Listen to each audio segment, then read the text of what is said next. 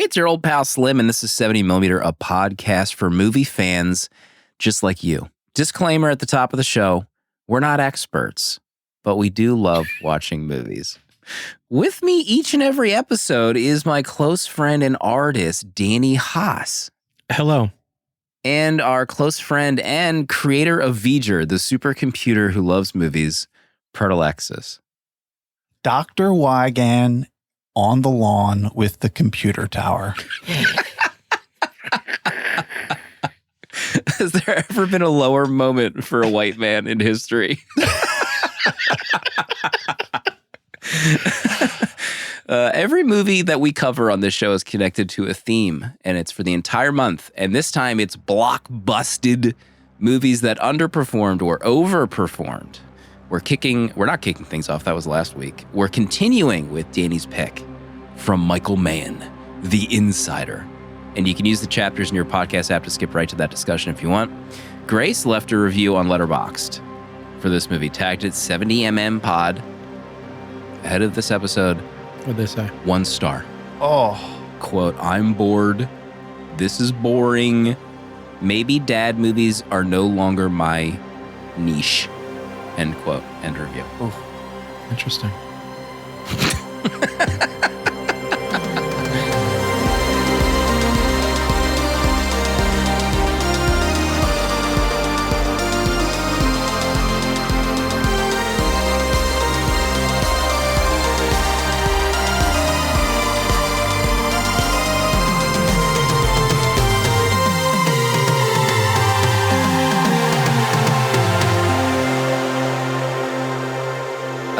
Right off the top of the show, we put out a Patreon post for suggestions for our next episode. You know, we have the extra week this month. I think last week I said there was 5 weeks a month. That was a lie. Accidental lie. I didn't want to correct you. I didn't want to re-record myself saying 4 weeks, so I just let it go. Let it run. But patrons have offered nearly 60 comments, suggestions for movies for next week. It's gonna be next week's episode. We're holding off on Proto's pick. It's too big. It's too important. Proto will close out the month, but we're also gonna do something different. We're not gonna announce next week's movie. It's just gonna drop. Something we've never done before for a regular numbered episode. I hope we're trying things out here. In the spirit of innovation, Proto. We're always thinking in the spirit of innovation. How do you feel next week? We're not even going to say what the movie is. It's going to come out. I think this is going to be perfect. It's hard to talk about this without wanting to spoil what it is. But I'm extremely I want to say things, but I can't because it's going to give a clue, and then I'm going to spoil it, and I can't spoil it because this is going to be. This might be the biggest up of the year. I can't wait to talk to you two for the next episode. This is another spoiler. We're not actually even recording it in the Discord on Thursday. That's a whole other thing. You know, we're so busy this week. We got to record covertly. So that's how secretive this episode is. Danny, are you prepared for that? For what's about to happen next week? You know, I'm so prepared that I've already started working on the art for that episode before this episode's art. No. My gosh. Okay, Chad is freaking out about the no live show. We might go live. It's not sure yet. Depends on how the schedule shakes out. But if we do go live in Discord, it's going to be completely a surprise when that notification hits your phone. It could be the Sunday morning at 6 a.m. and we're in the studio while you're together. in church. Tell Jesus he can wait, okay? Yeah. He can wait. He had his turn. Tell him. Yeah, it's our turn now. 2024 years ago. He had his time to shine. And he failed. Let's see. Jenny Bear, the villagers pick. Did you guys say if there's a vote somewhere, or are y'all just picking from the comments? We're picking from the comments. We will choose one from the comments. The pick is in the comments. There were 60 comments, 59 of them sucked. We got one. That was though. Danny. Danny saying that. But next week we will go through those suggestions before we get to the main course movie, whatever that might be, next week. So very excited for that. The big news this week, Kara, an artist-run anti-AI social platform, launched. Oh my God. 650,000 users in the first week, Danny. You heard about this app? Incredible. Wow. It's incredible. So stable. Is that true? An app made for artists by artists. What could go wrong? Oh. Let's see. The Acolyte. Have you watched the first? We've moved on. I don't want to talk about Kara for more than 10 seconds. I know, That was we really a bit, don't want to talk everybody. about You know, Thank Disney you. did something shocking this week. They announced how many views The Acolyte had in the first day of streaming. 4.8 mil. Whew. Watched the good? first episode of The Acolyte. Frodo, did you watch the first episode yet? This new Star Wars TV show? I have not watched yet. I've been thinking Oh. about it. I have not Okay. gotten to watch it yet. I really want to. But is 4.8 million low? That sounds low for That's a more than premiere. I've seen for Eurosa. So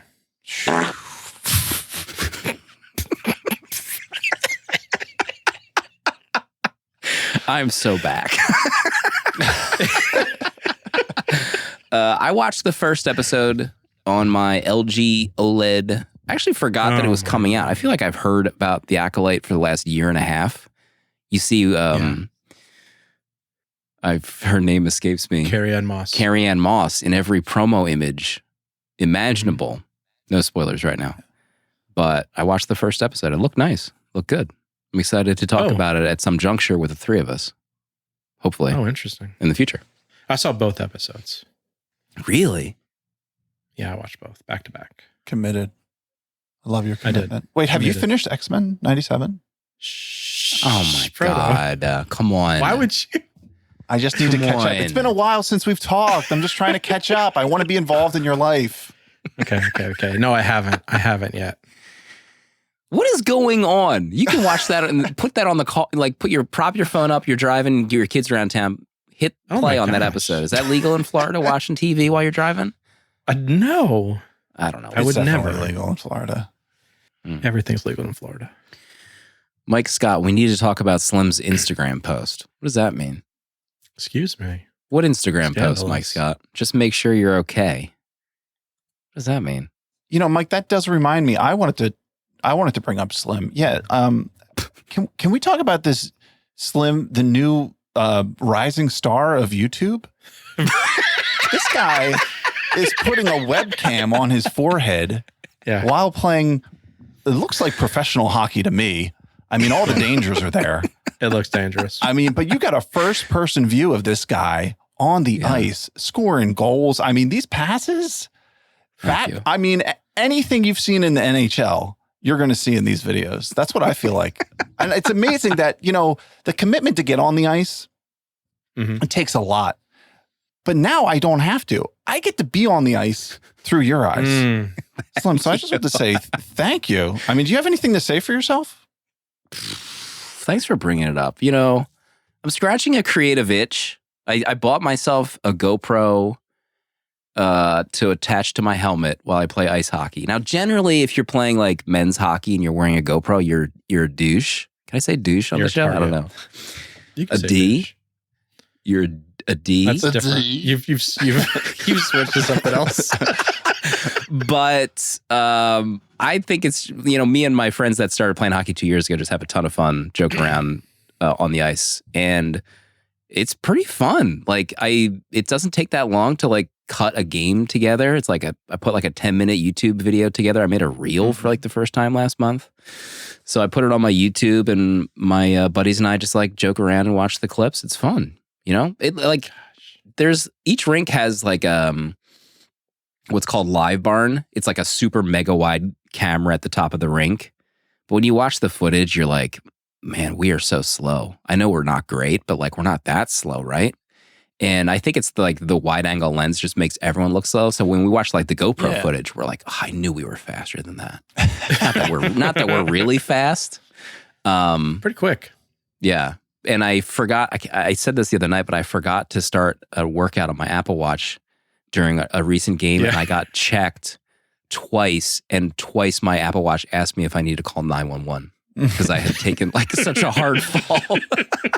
So I'm like on the ice, like moving my glove, trying to say, no, I'm okay. I don't need the 911 to help me. But yeah, it's a lot of fun. Scratchings, I like to do different things. I kind of say on the show that like, I never want to like pigeonhole myself into one thing. I don't just want to be like a podcast guy. So I have like other creative desires elsewhere. So it's always fun to just try something new and do other things. And I say that for all creative people. People are more than just one thing. You're more than your job or whatever. Amen. So that's my speech. Goodness. Did you watch any movies this week? Yeah, I watched so many movies this week, I don't even know where to start, okay? We're back. I got movies coming out my eyeballs. I mean, you haven't watched a movie in 4 weeks, so you had to make up for lost time. I'm so back, guys. I watched Fast and Furious Tokyo Drift, Da Vinci Code, Back to the Future Part 3, Bad Boys, Ghostbusters Frozen Empire. Slim, hit the fart noise, please. Thank you. But one I would love to talk about that I gave 5 stars is a movie called Aporia. Came out in 2023, directed by Jared Moshe. I'm guessing. It falls into the lo-fi sci-fi category, and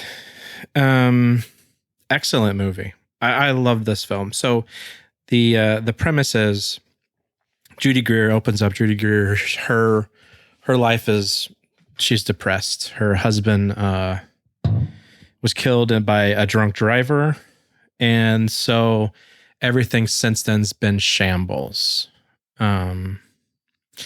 And so his best friend is like a physics smart science man, and he was working on a time machine, but it so happens that the time machine's not strong enough to send anyone back in time or time travel, but it sends a pulse back.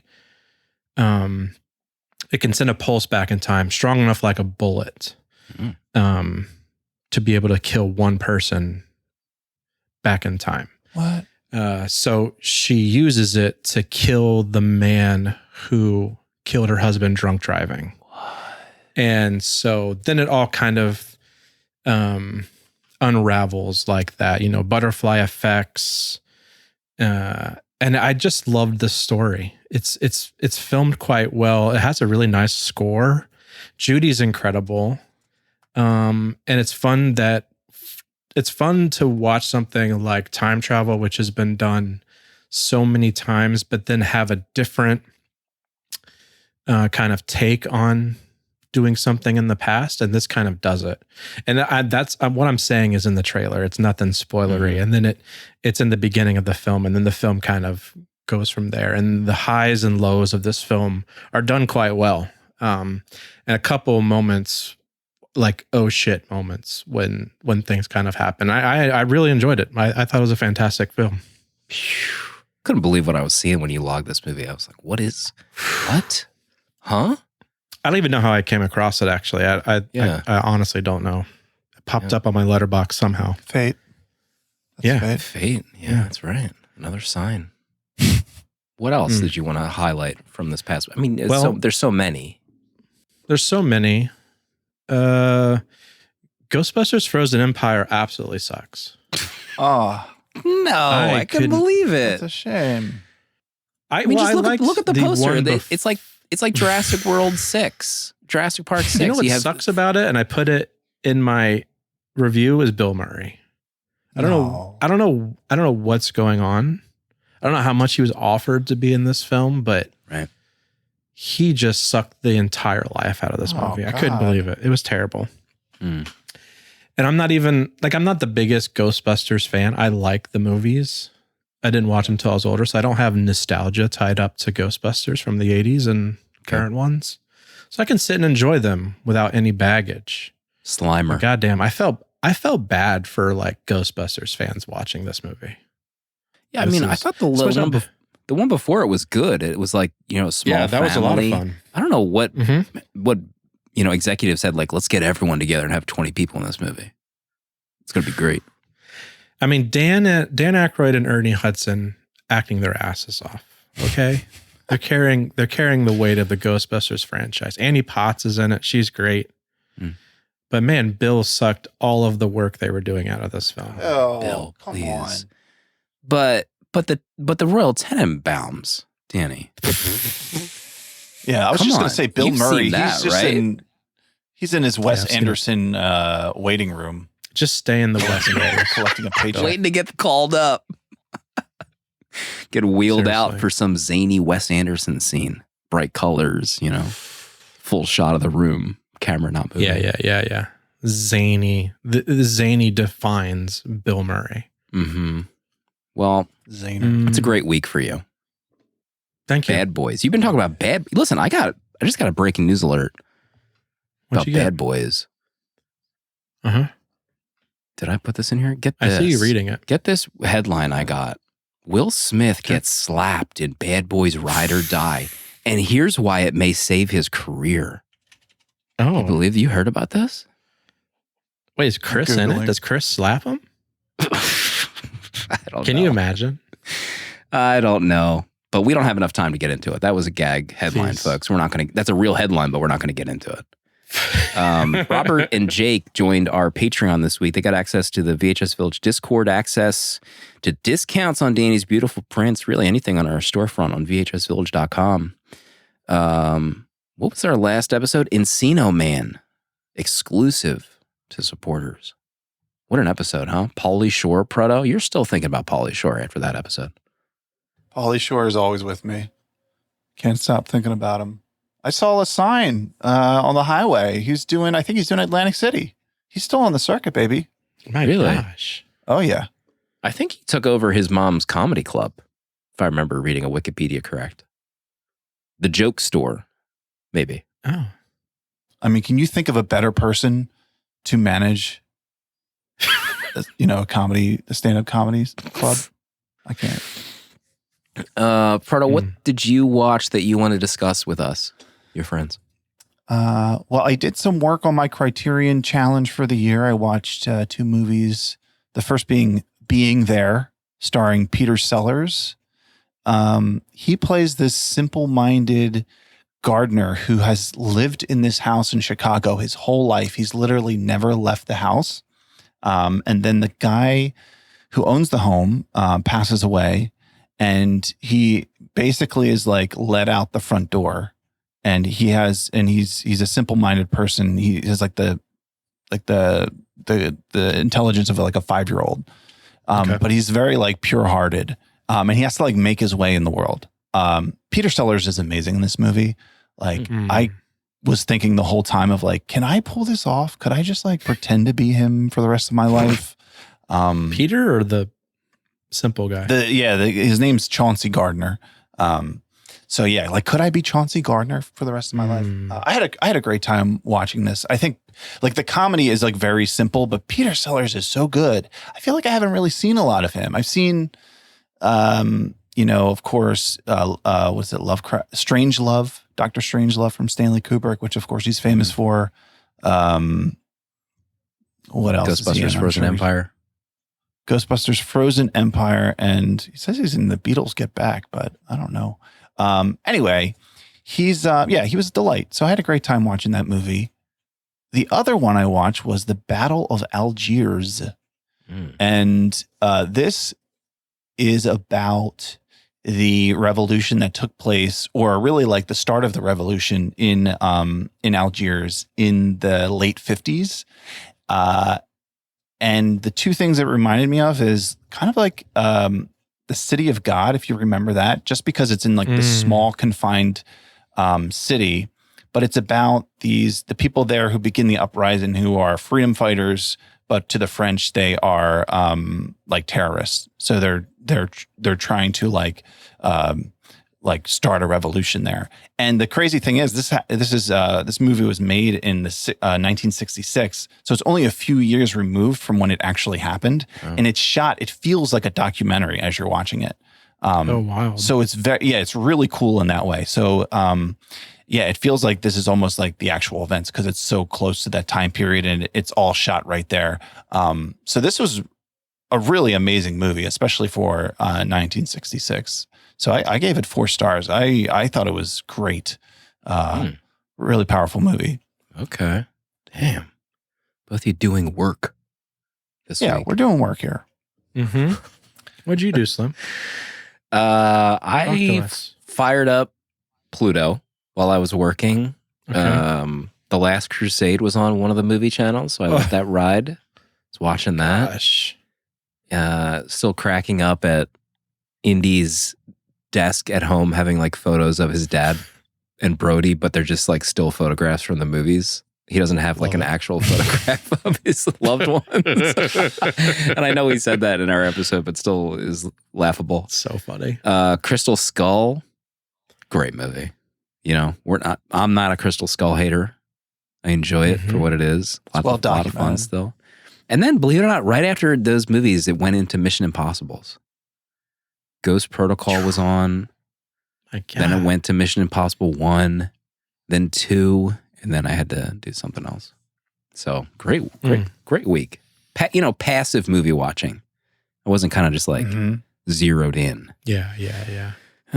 And then I watched next week's pick, whatever that might be, because we're not saying, but I watched that. Don't say it. Don't say it. I watched that. We'll get into it next week. We're not announcing it. Surprise episode. I was going to give away our free year of Letterboxd Patron. Every week we do that. Tag your review 70mm pod. I saw one for Sorcerer tagged from Emma. Loved that this kept surprising me. Hashtag 70mm pod. Hashtag with dad. So, I mean, this month is like, it's like pretty dad-core so far. The Insider and Sorcerer. But Emma also left a review for The Game, which made me laugh. Scrooge, Michael Douglas meets the ghost of investment bankers past. The Game when on this show. Am I right? So congratulations to Emma, free year of Letterboxd Patron. Proto, episode 222, The Insider for Blockbusted Danny's Pick. What's this movie about? In America, the only fate worse than death is unemployment. Lose your job, lose your salary, lose your house, lose your computer, lose your wife, lose your kids. This is the story of Michael Wygand, a scientist who will give it all away to take down, for the first time, big tobacco one last time. Guiding him through the perils of confidentiality, litigation, and bad hair days, Al Pacino will take on big tobacco, will put them on his back to save the Insider. The Insider.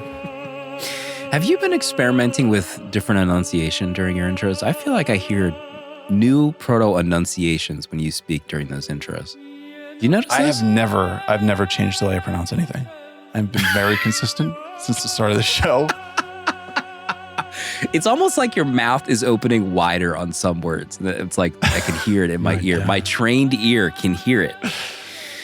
Okay. It's like radar. Your ears got like radar on my lips. It's crazy. Wait, I can't say that. Cut it That out. didn't sound right. Note to editing, cut it. Michael Mann on the show, back on the show. Since Again. Heat. Last appearance was Heat. Wow, what an episode! My God, what a friggin' episode! We've done a lot of his movies, Really, is that true? by the way. Can you name a few? Thief, Ali, Oh yeah, and Yeah. now we're doing Insider. I mean, when will we do Collateral? oh my God. Slow your roll. Oh wow, yeah. I mean, Miami Vice was my Plan B pick. I'd love to do that too. The first ever HD DVD disc that I returned. Believe it or not. You return. We'll get into it. I have never seen The Insider. So my history with this movie, I thought this was just a Cameron Crowe drama. I didn't know Al Pacino was even in this movie. Honestly, like I said at the top of the show, we're not experts. I didn't even know he was in this movie maybe until last week. Because the poster, I know the poster. It's just, Why did you just say Cameron Crowe, by the way? Cameron Russell Crowe. Oh, Russell Crowe. Too many crows in my head right now. Because I've seen the poster, but I don't think I ever visually knew that Al Pacino was even on the poster. So I've changed my poster on Letterboxd to something that more prominently features the God, Al Pacino. Yeah. So this is a first time watch for me. I like Michael Mann, like The Keep. Watched that recently. Proto, what about you and The Insider and The Man, Michael Mann? I have seen the poster before. Never seen this movie. I've seen other Michael Mann movies, of course. I like Michael Mann. I was excited to sit down and watch this. How I felt. Stay tuned. We're almost there, folks.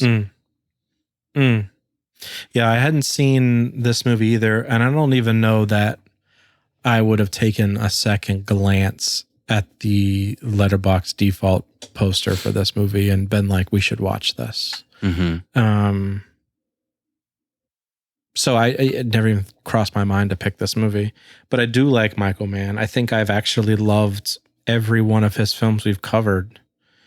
I can't remember what I said about Ali, but I don't think I hated it. You loved Did I? Will. Okay. That's the odds, is I loved it. So yeah, I was excited to watch this as well.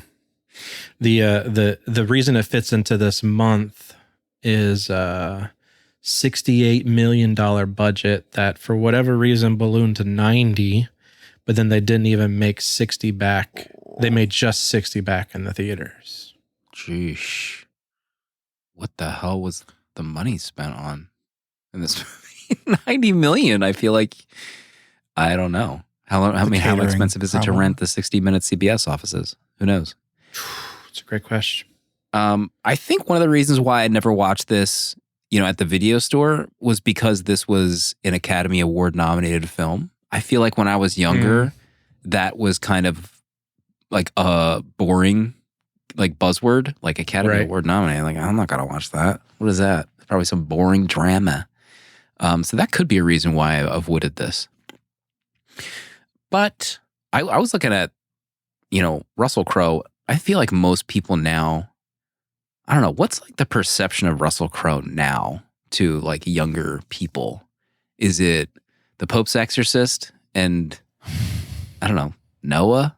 Is that like, what was his most recent like big movie? I don't think people probably saw just Noah. Nice Guys. Nice Guys. Yeah, that's a good one.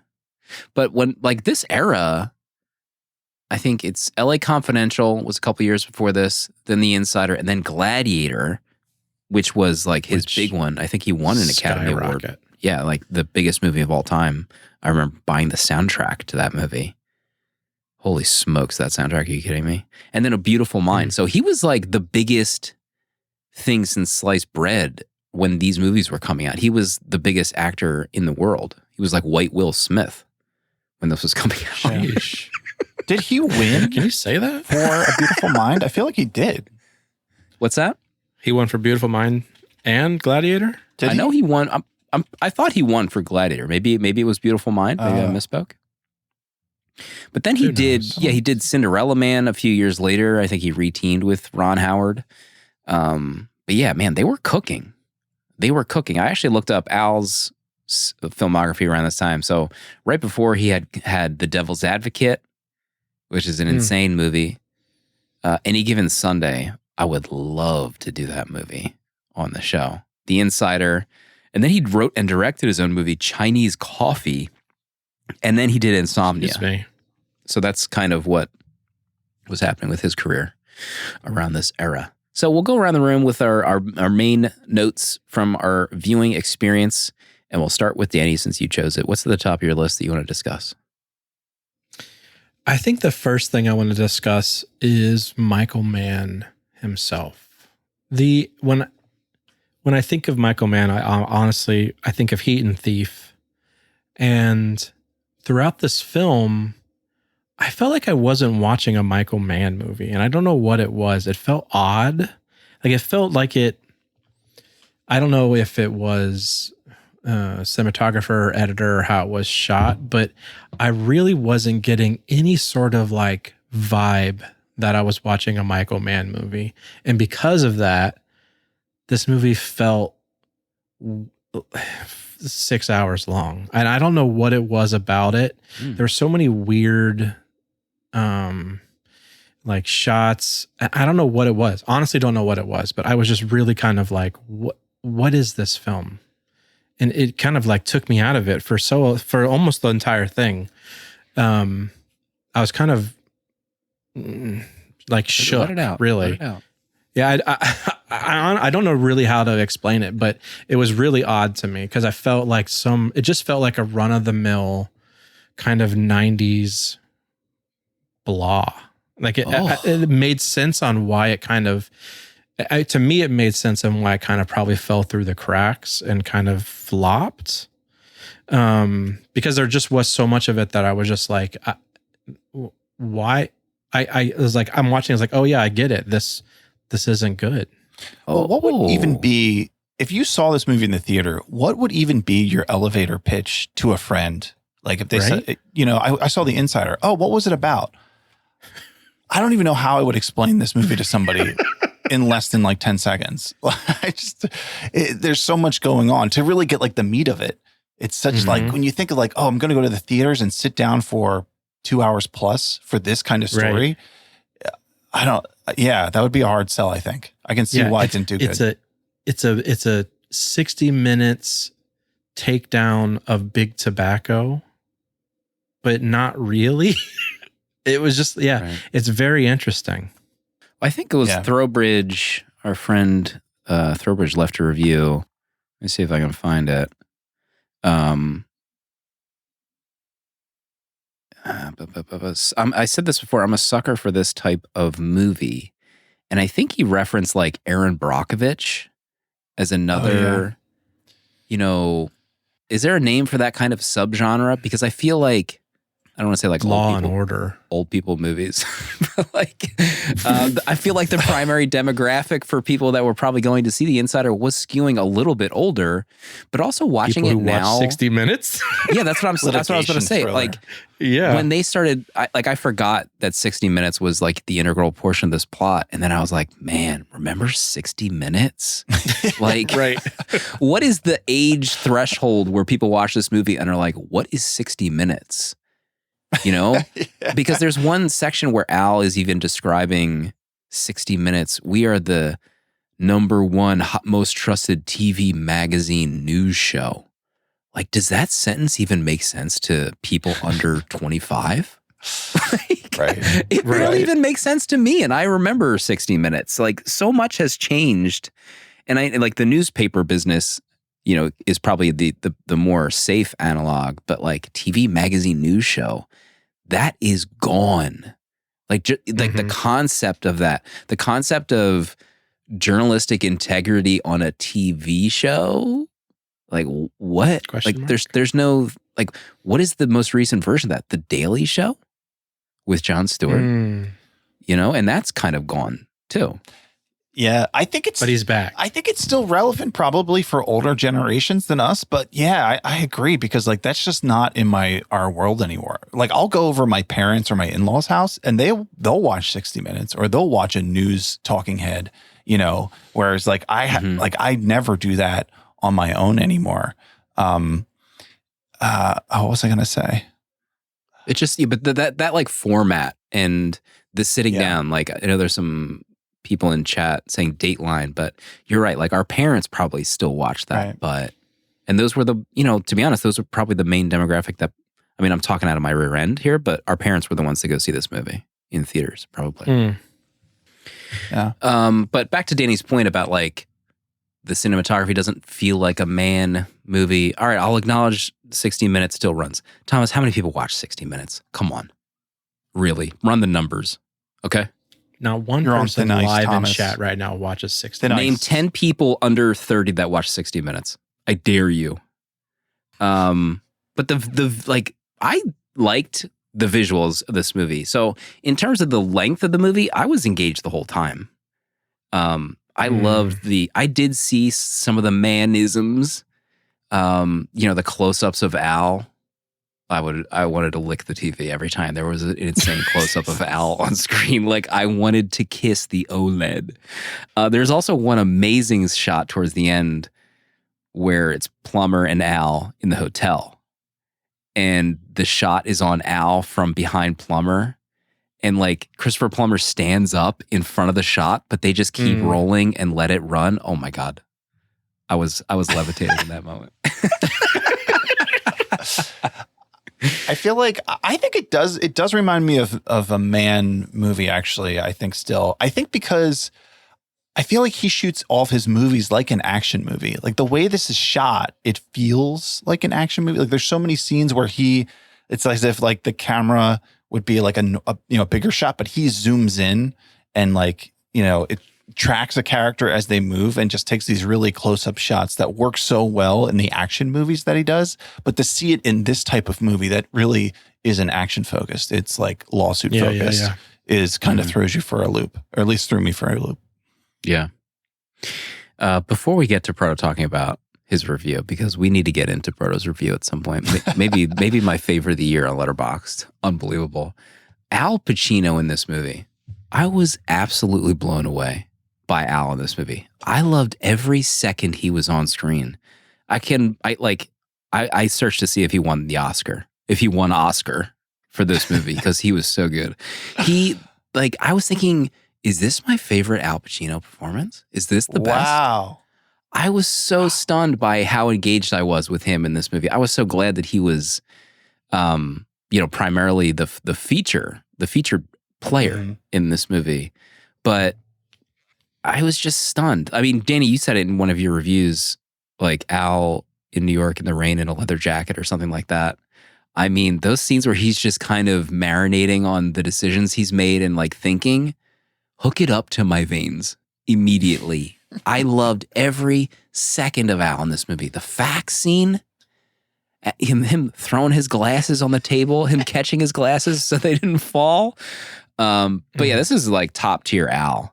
Like I know Heat gets, Al Pacino in Heat, and it's great. But man, Al in The Insider, wow, that's my number one. Pardo, what did you think of Al in The Insider? I appreciate Al. I like what he does. Like he plays himself. He's one of those actors, he plays himself. Like you're watching this and it's like, man, I've seen Al play this role now how many times where he's like this expert and he's just like, you over there, you go there, you do this, I need this. By this time, I'm going to call you. You're going to give me this. And it's just like, that's his whole character, as if he's just running wherever he's at. And he is great at it. Like, I like, he's very compelling to watch in this. So yeah, I really enjoyed his performance just because I think the more I see of him, like in these roles, having, not seen this before, it's just like, it's another one of those performances from him that is engaging, and he's so natural in his roles, and just like I would love to see him behind the scenes of a set of just like how he moves, because it just seems like, oh, here comes Al, like turn the camera on and he's going to do what he's going to do. And that's really fun. So I've really grown to appreciate what he brings to a role. The first thing I said to Casey after watching this is easily one of my favorite Al Pacino movies. You hear reasonable and tortious interference. I hear potential Brown and Williamson lawsuit jeopardizing the sale of CBS to Westinghouse. I hear shut the segment down, cut Wygand loose, obey orders, and fuck off. That's what I hear. You're exaggerating. I am? You pay me to go get guys like Wygand, to draw him out, to get him to trust us, to get him to go on television. I do. I deliver him. He sits, he talks. He violates his own fucking confidentiality agreement. And he's only the key witness in the biggest public health reform issue, maybe the biggest, most expensive corporate malfeasance case in U.S. history. And Jeffrey Wygand, who's out on a limb, does he go on television and tell the truth? Yes. Is it newsworthy? Yes. Are we going to air it? Of course not. Why? Because he's not telling the truth? No, because he is telling the truth. That's why we're not going to air it. And the more truth he tells, the worse it gets. You are a fanatic, an anarchist. You know that? I couldn't. He's so good in this. I think Proto's right, though. Like, this is like his bread and butter. But also, he's perfect. Like, I loved every scene he was in. And I'm not the biggest Russell Crowe fan. So the more Al I got in this film, like the happier I was watching it. But every scene, he just kind of oozes Pacino-ness in this. And he's top tier, one of my favorite performances of his, easily. I think what sets this one apart in terms of some of his other roles is the quiet moments with him and his wife in this movie, where he is like somber about the decisions that he's made, or like how hard things are, or how he might have really just like blown his entire, persona of saying that people can trust him. Like there is so much with just him and his wife that I was going to get into about mainly the wives in this movie, the differences between the wives in the movie. But like there's one scene where I think Plummer says he won or something. Someone tells him he won. Maybe it's his wife. He's like, "What'd I win?" Like under his breath. Cause like at the end, and then Plummer's like, "You turned out okay." And I was like, "Did I?" It's like at that point of the movie, like all of the things have happened to Al, but like the weight of all that feels just so measured coming from him in those moments. So yeah, I loved Al and how he was grappling with things. Pro, top of your list. Well, you referenced my review. I could not get over the dad level that this movie is. There are so many scenes in this where I was really like just laughing out loud at how like it felt on the nose for everything that people joke about of like a dad movie, of things that they like, that this is like so much that like this movie, there's certain movies where there's no way you could step into a movie like halfway through and understand what's going on. And to me, that's like a clear sign of like a dad movie. This is the kind of movie you could watch the whole thing and not know what's going on. Like it's so much of that level. Like, yes, but then just the things with the characters, and maybe it's because it feels like this feels of like a different era, but I had trouble taking the Russell Crowe character seriously. So everything that he would do, it to me, I feel like it like reached levels of melodrama. And even though it's like very serious stuff he's going through, I just couldn't get past how like the new heights of dadness that it was reaching at the same time that these things were happening to him. So I'm curious as to what you guys thought. I mean, $90 million for this. Is it Adam McKay that made movies similar to this? Remember when Adam McKay didn't have a run of like doing similar kinds of movies a couple years ago? Wasn't there like a Dick Cheney movie and then one before that? But I feel like this would be a mini series now on HBO or whatever, or a streamer. Like the Tobacco Variety article or Vanity Fair, whatever it was. Like this would be like a 4-hour, 8-hour series. They wouldn't do this as a major motion picture anymore, I feel like. You're so right. Yeah, they wouldn't risk this. There's no way they'd risk this. Yeah. Gotta get the subs. I mean, your line about Russell Crowe falling on the lawn after his computer tower. I couldn't believe it. He was like the biggest dweeb in that scene. Oh my God.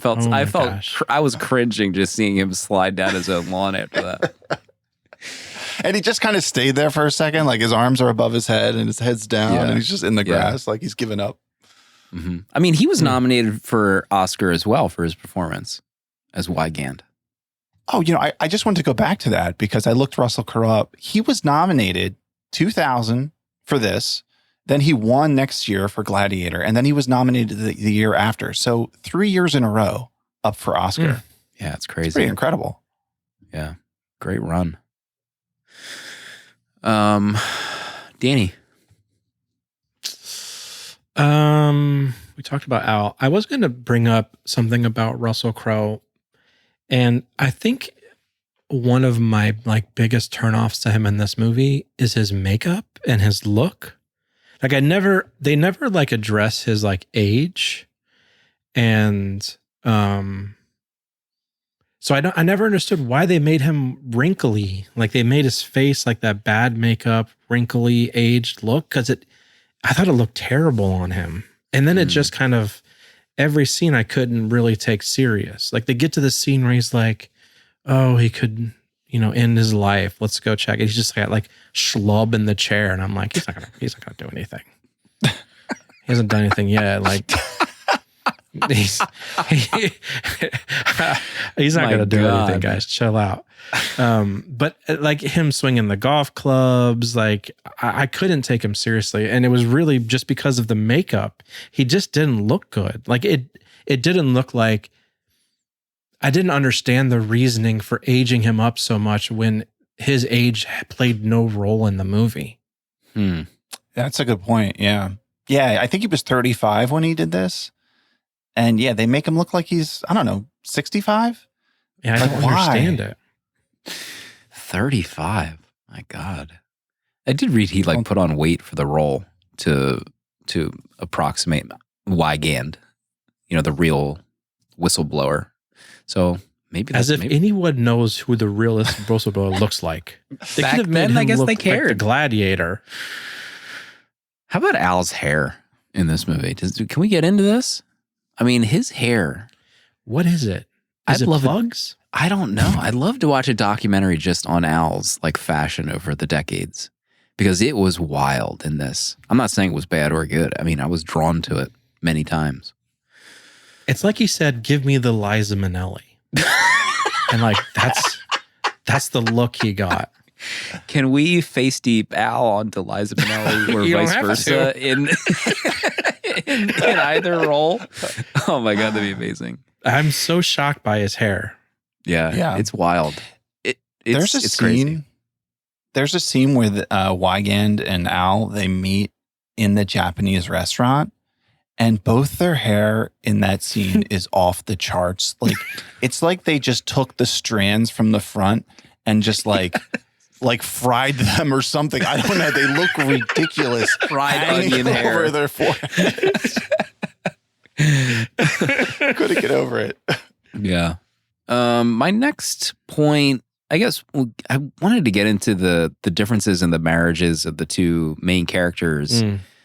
Mrs. Wygand felt like just an absolute caricature of a wife, of like a housewife. Oh, yeah. I could not get over any of her scenes, really. I thought they were terrible. Like the scene where, he doesn't tell her that he's going to be talking to the government or 60 Minutes. And also, I didn't realize this was the same actress from Heat, who was Al's wife. I think this was Really? Al's ex-wife from Heat. Oh, Yeah, wow. I believe so. But she just felt like just the worst version of a housewife who was grappling with the decisions that Wygand was doing. The scene where she's upset at him because there's security in the house.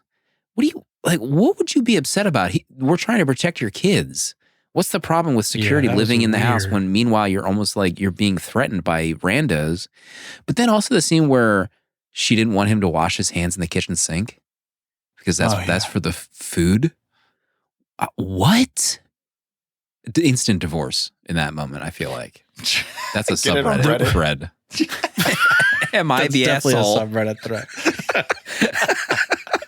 The way she talked to him when he came home and told him that he was fired, it was instantly worried about all the material possessions and not about like his well-being. Yes. Yeah. Like instantly worried about the house and everything. I was just like, what are we doing, lady? How are we going to pay the mortgage? Yeah. Like, chill. He has options. He's not an idiot. He'll get a job. And then conversely, I loved Al and his wife because he came home with the mental baggage from work and she is giving him space to vent. She's chiming in when needed to push back on some of his assumptions or just listening.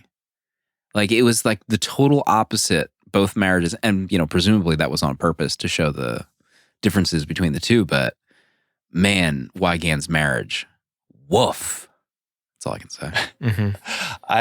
I swear to God, at one point after a scene with her, I went to IMDb to see if Christopher Nolan was a writer for this movie because I could not get over how one-dimensional she was. I was like, this is like the Emily Blunt role from Oppenheimer all over again. I was like, this is a Christopher Nolan woman story. I couldn't shake that thought the whole time. It was pretty bad. That makes sense because of how much of Michael Mann Christopher Nolan rips off.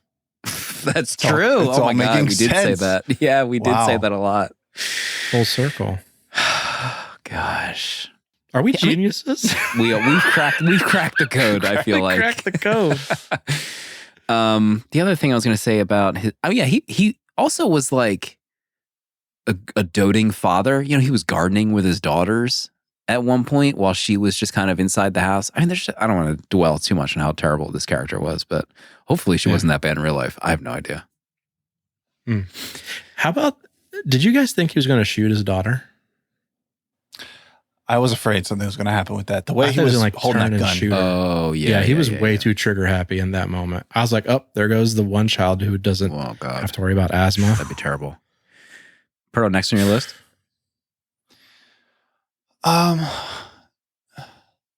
So let's see. This movie, to me, this has a bizarre second half because the movie's going on. It's building with Wygand. More and more committing to do this interview. It gets to the point. He does the interview. Then the tobacco company calls the gag order. It gets it stopped. And then the 60 Minutes isn't going to run the story. And it's like the whole thing comes to a dead halt. And it felt like it's like all the momentum of the movie was going there. And then suddenly it stops. It hits like a brick wall with all characters. It's like the plot's no longer moving forward. And then there's like an hour left of the movie. I'll be honest, like I felt lost as to what was happening in this movie. And I felt like my eyes were on the screen. I was watching it, but I just could not track or like maintain enough focus to follow this last half hour of what was happening with the movie. So at certain points, I was just like, what is going on? I think I went to the Wikipedia to actually check if I knew what was happening, like where the story was going, because I was just really struggling with the final hour of this. Mm-hmm. I mean, there's also those threads about Al also doing like prep work for the other story. What was the other story at the end of the movie? Was it McVeigh? Timothy McVeigh? Oh, yeah. He went to see like, the whole Unabomber stuff. Yeah, they were dropping like subtle Unabomber story hints, which, you know, decades later feels a little strange now because we're just like weren't really invested of the topic of the day back then. You know, it just feels like kind of oddly out of place. But I agree. Like, I kind of didn't realize that they never did at first air his interview. So having not known that, that feels like such a strange pause. Taking it aside that that's what actually happened, but in the movie, it's like, wait, they're not gonna air it like after all this, and then eventually there's like this whole Mike Wallace storyline between the two of them, and then they finally get it to air. But yeah, it is a strange aside, even though it's real life. Doesn't quite feel right for a movie, I guess. Yeah, I also felt confused by like the timeline of things. Like I couldn't tell how far ahead we were moving. Or I was confused with that interview too. Like I was like, wait, did that air or not? They said it wasn't going to, but then it almost felt like they implied that it did. Yeah, there was a lot of stuff like that was just it was hard to follow. It's weird because I really did love this story, but there were plenty of times where I wasn't sure at which point what was happening. Like the Unabomber stuff, I think threw me the most when he drives up to that diner and has that conversation with the two people. And I'm like, I don't know what they're doing or what the purpose of that was. And then it was just like, just to buy time or something, or for leverage of someone else. And it just didn't make any sense. I didn't enjoy the writing of that. When he first drove up to the diner, I thought he was driving to meet like the president of CBS, who was vacationing in the mountains, like Les Moonves or whoever was running CBS at the time. I didn't get it at all. Whose turn? Danny's turn. Third point? Final point, I think. Third point. We went through all of my stuff. Honorable mentions?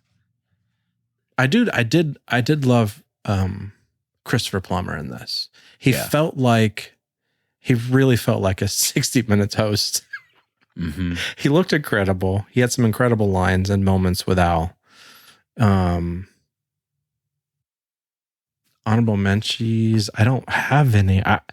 I was kind of taken back by this because my expectations were high. It's Michael Mann. And then also I thought I was at 4 stars, but now I have more of this conversation and I think I'm at 3.5 stars for this film. Oh my gosh. Okay. Even as Al Pacino's probably one of my favorite performances, it was good. I just didn't enjoy the whole film. It felt forever long. 4.1 average on Letterboxd right now. The Insider. Yeah, I'm below average. We know that.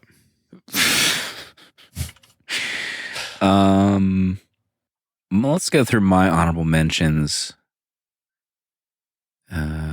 Visually it has a pop to start out when he opens the shade to start the movie. Al just kind of meandering around. How about that company, that van that was doing the work owned 1-800-CLOCK. What a great, what a vanity number to own for your business. Amazing. Al's hair. How about Al's family life?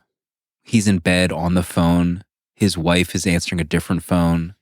His kids are coming in, saying goodbye to school or whatever. Oh my God. So natural. So chaotic. Sob Jeez. job over there. The whole fax conversation. Oh my God, amazing. Do people listening know what a fax machine is right now? Yeah. Also, the beeper stuff was funny to look back on beepers. Did you ever have a beeper, Danny? No. I remember my dad and mom having them, and then it kind of, by the time I would have had any sort of device, cell phones were around. Yeah, that's true.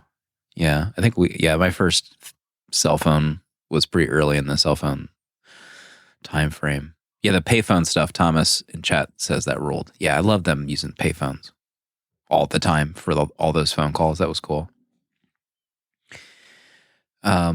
There's a scene after he gets fired from, not Philip Morris, the other tobacco company he works for, but he's like doing a lot of work, like on the computer and in like a book. Like, what work is he doing? He's unemployed. I don't even know what's he writing down? He had no chill whatsoever. He's on vacation. He's calling Wygan from the beach. Hello? Stomping around. Oh my God. I love that though, when it like ended and he's just further in the ocean at the end of that call. That's some, Yeah, that's that some was man footage right there. Absolutely. I wrote down that I don't even understand the FBI scene where the FBI, he calls the FBI about the bullet and they come and they just take his computer and leave one of them and drives off. What? Yeah. I thought at that point they were like for big tobacco or something, like they had same. gotten In the them and pocket. stole his computer. I thought his first day as being a school teacher was pretty adorable. Great stuff. Yeah. When that lawyer flips out in the deposition scene, My let's God. go. When he yells at that guy. Amazing. How about Gina Gershon as a CBS executive? I thought that scene was pretty interesting to hear them say that, like, I can't remember the exact phrasing, but she said the bigger the truth, the more dangerous it becomes for the company. Like she essentially said, like, if we go with this story, it's so huge that if it's wrong, we could be acquired by Big Tobacco. Like they could own us. Yeah. CBS could be owned by Big Tobacco if we get this wrong. And that's pretty insane for that conversation to like happen in that moment. I thought that was pretty well done. Yeah, especially that reason. What was that called? Like tortious something or other. Yeah, the term yeah. she used, like the legalese that we were getting into with this movie. I was like, wow, like they could do Testicular that. torsion. Or the fact that he could be like the gag order they get on him. I don't even understand how they did that, but the fact that they would just have the power to like get this done within one day so that he couldn't speak or like he would, possibly have jail time. It's nuts. Mm-hmm. Their entire conversation about like the alternate cut, like let's air it without Wygand's interview, and then Mike Wallace agrees with them. I loved Al's reaction to that, like his partner over 14 years kind of essentially turning on him. How about the sale of, at this time, CBS, they talk about how Al was theorizing they didn't have the interests of the story and the truth at heart because there was a potential sale happening for CBS to Westinghouse. Westinghouse. Oh my God, I loved it. Love this walk down memory lane and all these companies. Mm-hmm.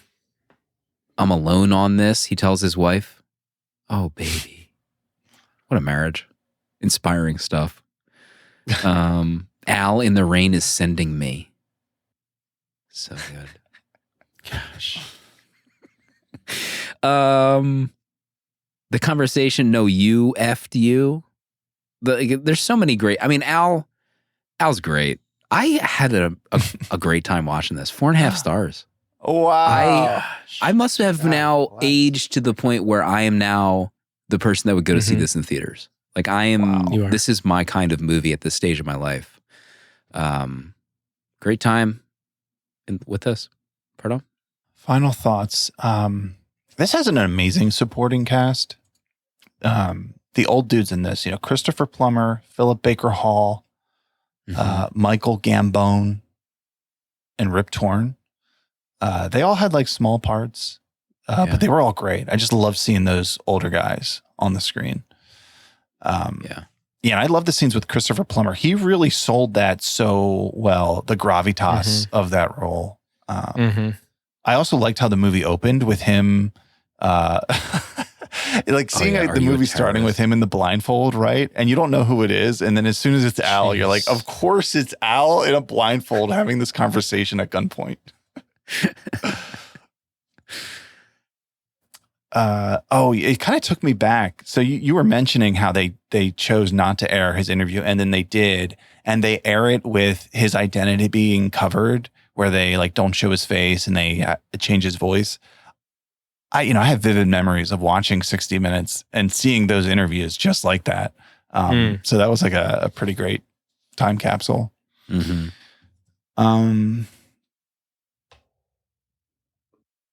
Yeah, I think that's really it for me. Man, I wanted to love this movie, but I feel like me being completely lost in the sauce of like not being invested what's going on in the last hour of this, like the way it made me feel of just like floating in space, no idea what's going on. I couldn't focus on it. I wasn't engaged. I just felt like the story didn't pull me in. And when half the movie can't pull me in, like, or I just like, I fade out at that point. I don't know how I could like call this a good movie. So I'm at 2 stars for The Inside. Oh my God. We should have known from the review. We should have known from the review. We talked about Rip Torn, and Rip Torn is in the credits. Where was Rip Torn in this movie? I can't picture Rip Torn in this movie. I just Googled Rip Torn the Insider. I think there's just like a shot behind his head. And I cannot see anything. No, he's behind the desk. And I think it's when I think maybe the Wall Street Journal or the New York Times is going to run like the bad story against him. He was like the editor. You can't really see. I think his hair isn't black. It was hard to tell it was him. Okay. Vindicated. All right. We have a letter to read. Do believe. Oh, gosh. 70mmpod@gmail.com if you want to send us a letter or a voice memo. Subject line, block busted, from Ferris. What's up, Slim, Danny, and Proto? I also like how Proto is spelled. It's spelled Prodo. Might need to start doing Proto. Proto Baggins. I mean, otherwise, how would you even know that was correct or incorrect? It's true. The letter goes on. I have recently started listening to your show, with my first episode being The Truman Show. I was looking for a good movie podcast, and I found you guys. It's become one of my favorite shows now. Since it is Block Busted Month, I think you should do Back to the Future. It is a movie that wasn't supposed to make that much money. Then it became the highest grossing movie of that year. Also, it's my favorite movie. Anyways, thanks for an amazing podcast, Ferris. Danny, your thoughts on doing a Back to the Future episode? I mean, one of the greatest films of all time? Question mark? Ask it. I mean, should we cover it to define it as the greatest film of all time? I mean, for newer listeners, this was our surprise movie for our first meetup. We had a meetup at the Highway Movie Theater in Philadelphia, and the credits started. That's when people found out that's the movie we're watching at the meetup. Is this the most... The screams we heard from the audience. Palpable. Is this the most 70 millimeter pod movie? Back to the Future? Could be. I also laughed to myself misreading the letter from Ferris. I was looking for a good movie podcast and instead found you guys. That's not what Ferris wrote, but that's what I thought in my head. And that's fine too, if that was true. Okay. That's it for this week. Next week, we will be dropping the episode without announcing it. We have picked the movie as suggested by our patrons. I'm excited. I've started the art. God, I cannot wait to see the art. I cannot wait. All I can say is I cannot wait. Okay? Part, any closing thoughts before next week? I do have some closing thoughts. GameStop. Okay. Deep effing value. Ever heard of it? Roaring Kitty. You guys know about GameStop stock, the stonks, super stonks? Yeah. Familiar. So I just want to give a word of caution. People are going to dip into this dip, right? What? They're going to double dip. Some have dipped. They're going to dip again. And there's some people who are going to want to stay in the dip, but you cannot stay in the dip. Everyone listening, I want you to, I'm going to say it once. You cannot stay in the dip. You need to diversify. You need to spread the love. In the same way that I want to encourage you to invest in, fully in, Taco Bell meals. You cannot invest only in GameStop stock. So please spread the love. Be moderation. We have to act in moderation. That's all I have to say. Please be safe. You heard it from the spiritual and financial advisor, Proto-Lexus, Frodo. We'll see everybody next week for a top secret movie.